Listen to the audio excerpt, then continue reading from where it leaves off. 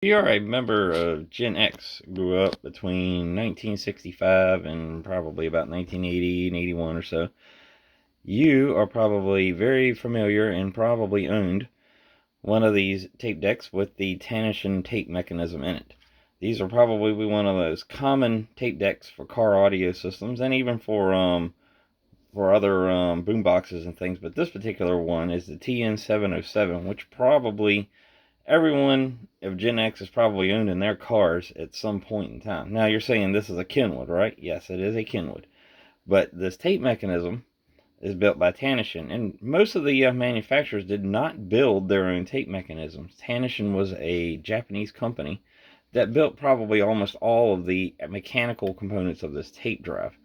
They are very easy to identify in that they have an eject button on one side, and they have the fast wind buttons on the other, which you push together to change the direction of the tape.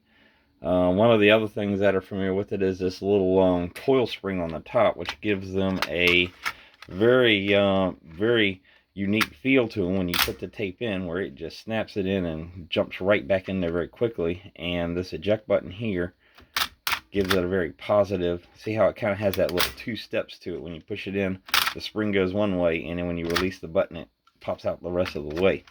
That is a very common design. Everything about these things were made in all sorts of everything from audio boxes to Alpines, Pioneers, Sonys, all your major brands use this tape mechanism.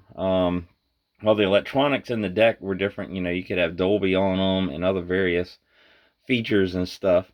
This tape mechanism was common in probably 99% of the tape audio systems that were put in the cars. Even a lot of your manufacturer stereos. Like if you had a Ford, chances are it had this style mechanism on it, and you can tell by the arrangement of the transport controls right here on the front.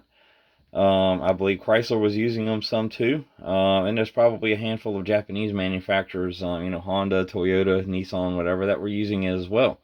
So if you're a member of Gen X and played a lot of cassette tapes in your car in the 1990s, that is the mechanism that you were using. They were the ones, sort of like BSR was the most common turntable that was put in a lot of your all-in-one stereos back in the 1970s for those boomer folks that grew up with record albums.